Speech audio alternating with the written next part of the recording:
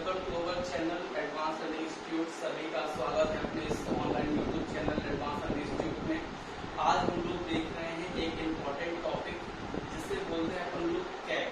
CAG मतलब भारत का महालेखा परीक्षक, है ना। तो आज एक वीडियो अपन लोग देखने वाले हैं। चलिए शुरू करते हैं। अपन लोग बात कर रहे हैं कैग। कैग क्या होता है और ये किस एग्जाम के लिए इम्पोर्टेंट है, तो ये आपके MPSC के मेन टॉपिक में है और व्यापम के किसी भी एग्जाम में ये क्वेश्चन इसके आते हैं। ठीक है, तो व्यापम बस नहीं, मतलब आपके SSC के लिए भी ये इम्पोर्टेंट है। मतलब हर जगह जहाँ पे आपके संविधान आता है तो संविधान में ये आता है, लेकिन इसको एक अलग टॉपिक बना के MPSC में दिया गया है, तो उसके बारे में आज हम लोग चर्चा करते हैं। ठीक है, तो ये है आपका कैग। कैग मतलब क्या होता है? कैग मतलब होता है controller and auditor general of India. ठीक है, ये इसका फुल फॉर्म है इंग्लिश में, और अगर आप इसे हिंदी में बोलेंगे तो आप इसे बोलेंगे भारत का महालेखा परीक्षक। ठीक है, तो आज अपन लोग बात करने वाले हैं किसकी? कैग की, controller and auditor general of India, Bharat का महालेखा परीक्षक की। ठीक है, तो ये कहाँ पे है? तो संविधान में इसकी व्यवस्था की गई है। संविधान के अनुच्छेद 148 में भारत के महालेखा परीक्षक की पद की व्यवस्था की गई। ठीक है, जिसमें बताया गया है कि 148 अनुच्छेद में कैग मतलब भारत का महालेखा परीक्षक क्या किया गया है, इसमें व्यवस्था किया गया है। इसका एक पद होगा जो भारत के राज्य और संघ के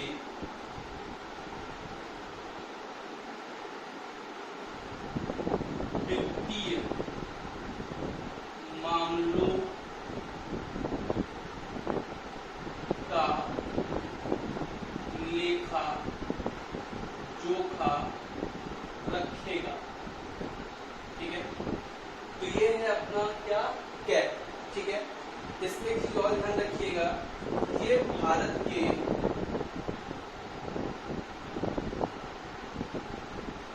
सभी विभाग, चाहे वो राज्य के अंदर हो चाहे केंद्र के अंदर हो, सबका क्या करेगा? ऑडिट करेगा। ऑडिट मतलब क्या कहलाता है?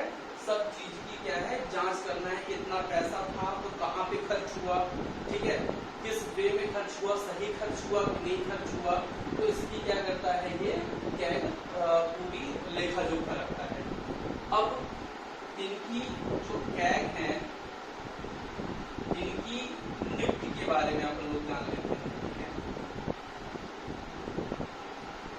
नियुक्ति, तो जो कैग की नियुक्ति है वो राष्ट्रपति करता है। कौन करता है? भारत का राष्ट्रपति। भारत के राष्ट्रपति जो है कैग की क्या करते हैं? नियुक्ति करते हैं। ठीक है, इसमें आपको ध्यान रखना है कि राष्ट्रपति ही इनकी क्या करते हैं? पद की शपथ दिलाते हैं। ठीक है, पद की शपथ दिलाते हैं। तो इसमें क्या क्या शपथ दिलाते हैं? 4 चीजों की मुख्यतः शपथ रहती है, जिसमें ये रहता है कि भारत के जो संविधान है,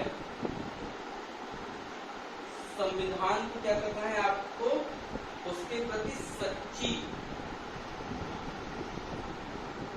श्रद्धा रखनी है। ठीक है, दूसरा, भारत की एकता और अखंडता को बनाए रखना है। ठीक है, भारत की एकता और अखंडता को बनाए रखना है। ठीक है। और इसमें क्या है, जो आप जिस पद पे हैं, ठीक है, पद पे हैं, उसके कर्तव्यों का, ठीक है, उसके कर्तव्यों का आपको क्या करना है, पालन करना, ठीक है। और लास्ट है संविधान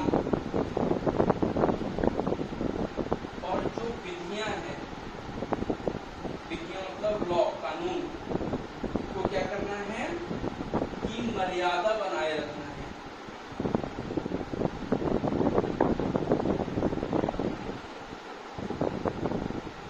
ठीक है, तो यहाँ पे मैंने आपको 4 चीजें बताई। क्या, कैग मतलब controller and auditor general of India, मतलब भारत का महालेखा परीक्षक।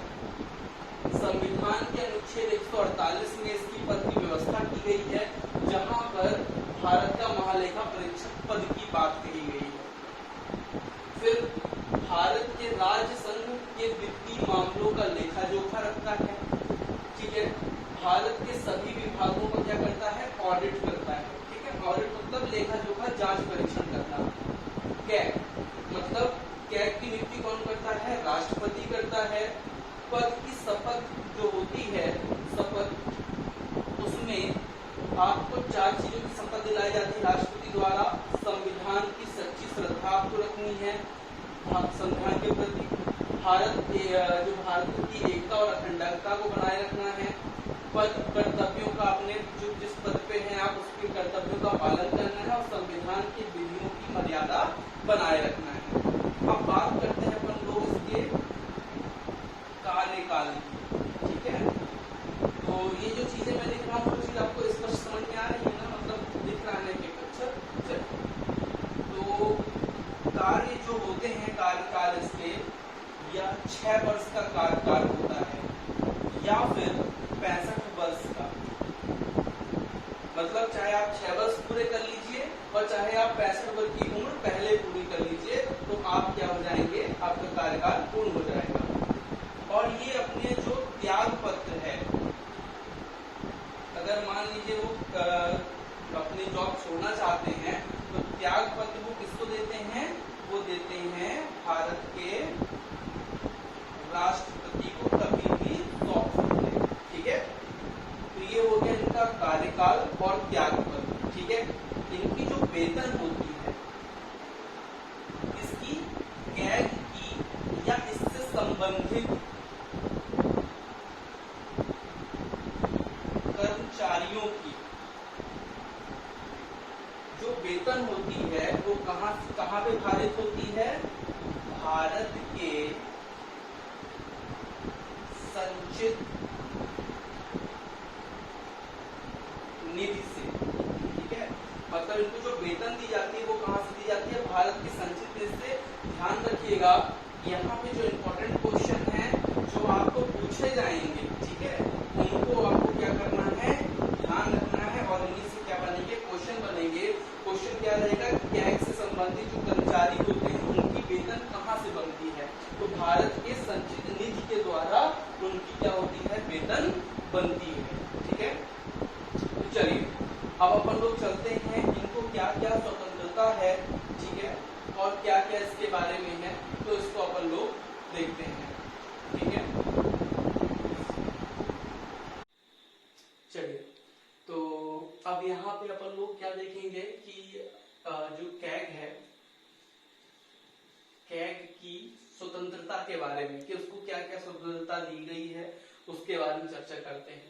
तो सबसे पहले इन्हें केवल संविधान में उल्लेखित, मैं यहाँ पे 3 प्रकार की स्वतंत्रता बता रहा हूँ, उसमें क्या क्या चीजें देखिएगा, गौर कीजिएगा और इन्हें प्रॉपर एक आप नोटबुक बनाइए और उस पर ये पूरी चीजें लिखते चलिए, क्योंकि मैं आपको एक टॉपिक रोज डेली का डेली एक टॉपिक आपको बताते चलूंगा, जिससे आप लोग का एक बढ़िया नोट्स एमपीपीएससी का तैयार हो जाएगा, ठीक है। तो इन्हें केवल संविधान में उल्लेखित कार्यवाही द्वारा राष्ट्रपति के द्वारा हटा सकते हैं। मतलब इनको कौन हटा सकता है, केवल कैग को राष्ट्रपति हटा सकता है। वो भी कैसे, इसकी एक प्रक्रिया है कि जो संसद है, ठीक है, संसद के दोनों सदनों में जब 2/3 बहुमत से क्या हो जाएगा, बिल पास हो जाएगा उसको हटाने का, तभी कैग को हटाया जा सकता है, बाकी आसानी से कैग को हटाया जा नहीं सकता है। ठीक है, अगर मान लीजिए कैग अपना पद छोड़ देते हैं, ठीक है, मतलब इतने बड़े पद में होकर अगर वो अपना पद छोड़ देते हैं तो राज्य और केंद्र में किसी भी जगह उनको कोई भी पद ग्रहण नहीं करने दिया जाएगा। मतलब अगर आप कैग का पद छोड़ रहे हैं, मतलब उससे छोटे पद आप ज्वाइन नहीं कर सकते हैं। ठीक है, और इनका जो वेतन है वो उच्चतम न्यायालय के न्यायाधीश के बराबर होता है। ध्यान रखिएगा, उच्चतम न्यायालय मतलब सर्वोच्च न्यायालय के न्यायाधीश के बराबर इनका वेतन होता है। तो ये 3 प्रकार की इनकी चीजें आपको नोट रखना है और ये आ सकती है। ठीक है, बात करते हैं कर्तव्य एवं शक्तियों की। तो कर्तव्य एवं शक्तियों की जो बात की गई है वो अनुच्छेद 149 में की गई है। कहाँ की गई है, अनुच्छेद 149 में। ठीक है, वो क्या क्या है, पहला है कि राज्य संघ, मतलब राज्य हो या संघ हो, जहां विधानसभा हो वहां के व्यय संबंधी लेखा परीक्षा करता है। कौन, कैग। क्या करता है, किसी भी राज्य या संघ मतलब केंद्र, और जहां कहीं भी विधानसभा, जैसे केंद्र शासित प्रदेशों में भी विधानसभा होती है, तो इनके क्या करता है, व्यय संबंधी लेखा परीक्षा कैग करता है। ठीक है, फिर क्या है, केंद्र सरकार राज्य सरकारों के किसी विभाग द्वारा सभी प्रकार के लाभ हानि का लेखा जोखा करता है। चाहे केंद्र सरकार हो चाहे राज्य सरकार हो, केंद्र सरकार हो चाहे राज्य सरकार हो, दोनों का ही ये क्या करता है, हानि लाभ का, भाई ये हानि हो रही है सरकार को कि लाभ हो रहा है कि किसी कर्मचारी द्वारा ज्यादा पैसे का व्यय कर दिया गया, तो इस चीज को वो देखता है। कोई भी सरकारी डिपार्टमेंट हो तो वहां पे ऑडिट जो होता है साल में एक बार जरूर होता है। ठीक है, वो यही करते हैं कि राज्य सरकार कहीं पैसे को बर्बाद तो नहीं कर दिया है। तो इन सब चीजों को कौन देखता है, ऑडिटर जनरल देखता है, मतलब आपका कैग। ठीक है, नेक्स्ट है केंद्र सरकार और राज्य सरकार के कर का निर्धारण, मतलब उनको कितना कर देना है, उसका संग्रहण, उनसे कितना कर लेना है, और उसका आवंटन। जैसे मान लीजिए कि उसका निर्धारण कि हमें इतना 24% टैक्स चाहिए, ठीक है, उसको 24% टैक्स को फिर क्या करेंगे, संग्रहण करेंगे, और जो टैक्स लेते हैं तो उन्हें राज्यों में वितरित भी करते हैं कि भाई आपके से इतना पैसा आया तो आपके लिए इतना पैसा मैं दे रहा हूं कि आप इसको क्या करें, अपने कामों में यूज करें, जो भी आपके नीतियां बनी हुई हैं।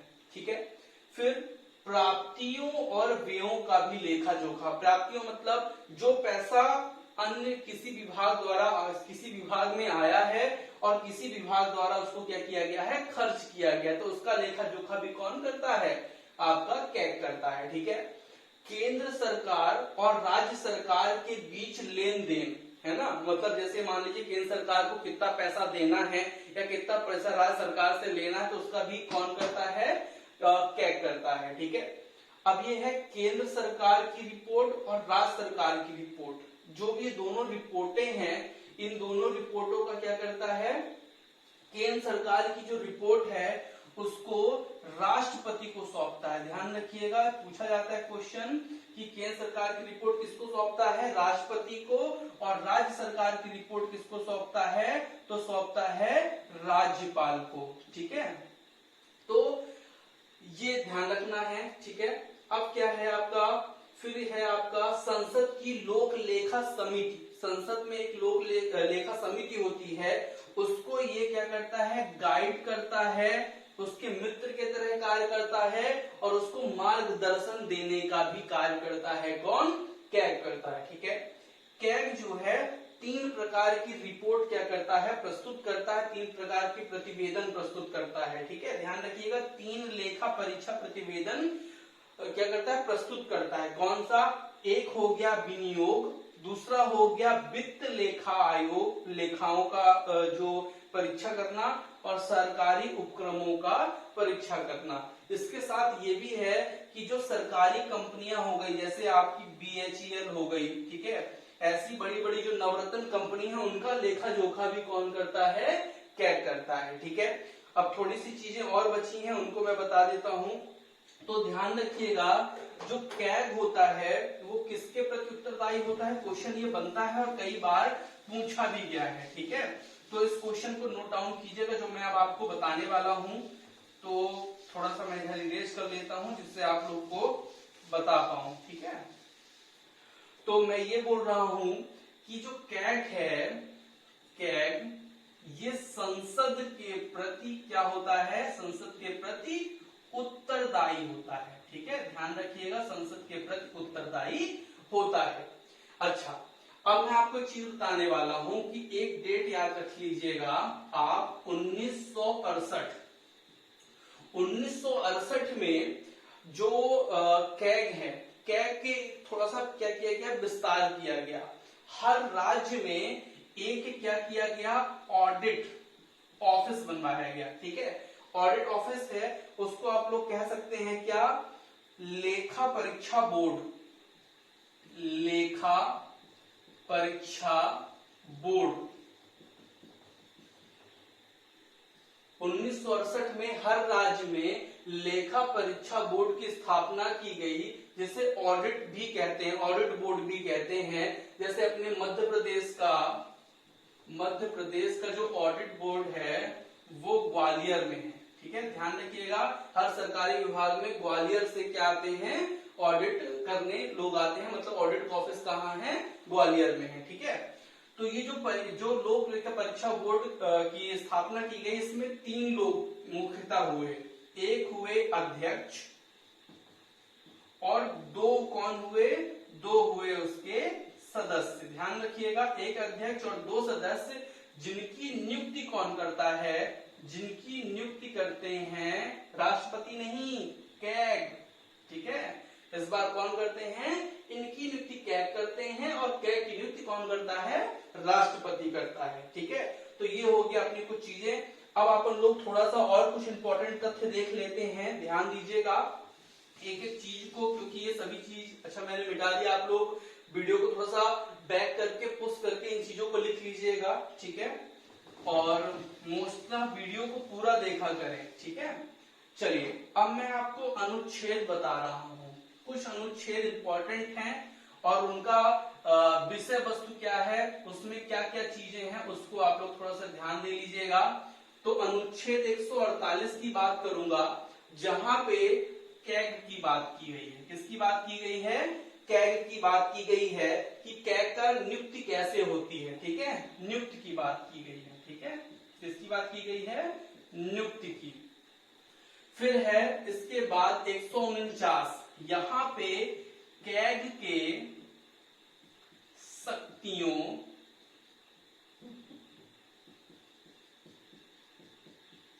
ठीक है, शक्तियों कर्तव्यों की बात की गई है। ठीक है, कि उनके क्या कर्तव्य है, उनकी क्या शक्तियां हैं। इसके बाद है 150, इसमें बात की गई है कि जो संघ है, संघ मतलब केंद्र, और जो राज्य हैं उनके उनके लेखा परीक्षा के बारे में बात की गई है, लेखा परीक्षा के बारे में बात की गई। इसके बाद 151 भी है, लेकिन वो इतना इंपॉर्टेंट नहीं है। बात जो है, क्वेश्चन जो बनते हैं वो इन दोनों पे ज्यादा बनते हैं, तो इन दोनों को ध्यान रखिएगा, इसको भी ध्यान रखिएगा, और ये लाइन से है चूंकि, इसलिए याद भी हो जाएंगे आप लोगों को। ठीक है, अब एक चीज और ध्यान रख लीजिएगा, जैसे ये तो हुआ अपने भारत की बात। भारत में जब ब्रिटिश काल था तब ऑडिट विभाग की तब भी स्थापना की गई थी, तो वो याद कर लीजिएगा, सन 1753 में भारत में ब्रिटिश द्वारा, ठीक है, क्या किया गया था, ब्रिटिश द्वारा, ब्रिटिश के शासन काल में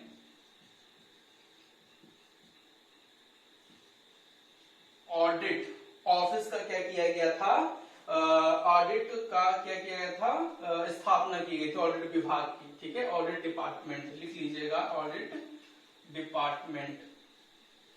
ठीक है, तो आज की वीडियो में अपन लोग इतना ही रखते हैं। नेक्स्ट डे मिलेंगे अपन लोग, नेक्स्ट टॉपिक अपन लोग देखेंगे। चूंकि गर्मी बहुत ज्यादा है तो आज एक ही वीडियो देखते हैं, कल एक और नया वीडियो आएगा। और कल से मैं आपको बता दूं कि जो आपने सुना होगा एसडी यादव, ठीक है, एसडी यादव की जो बुक है शारदा पब्लिकेशन, शारदा पब्लिकेशन का एक एक चैप्टर पूरा मैं आपको कराऊंगा, पर डे पढ़ाऊंगा, ठीक है।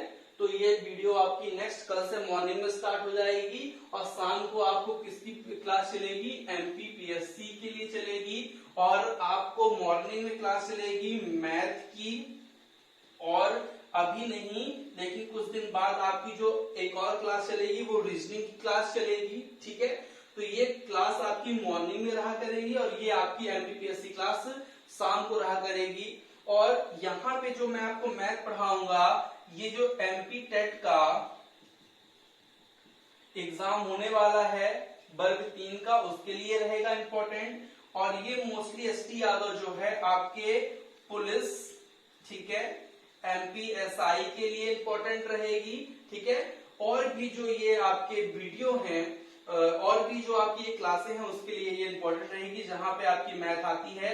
और आपका ये जो मैथ रहेगी वो किस दृष्टि से भी इंपॉर्टेंट रहेगी, जो आपके कहना चाहिए कि अभी एग्जाम आया है आपकी जेल प्रहरी का, ठीक है, जेल प्रहरी का। और एक और वीडियो आपको इवनिंग मिला करेगी इंग्लिश ग्रामर की, ठीक है। इंग्लिश ग्रामर की आपको मैं पूरी क्लास पढ़ाऊंगा, जो आपके एमपीएसआई और आपके जेल प्रहरी ऐसे एग्जामों के लिए इंपॉर्टेंट होगा। तो आज के वीडियो में इतना ही। बहुत बहुत धन्यवाद आप सभी का वीडियो देखने के लिए। चैनल को सब्सक्राइब कीजिएगा और अपने मित्रों को भी शेयर कीजिएगा। बहुत बहुत धन्यवाद आप सभी का।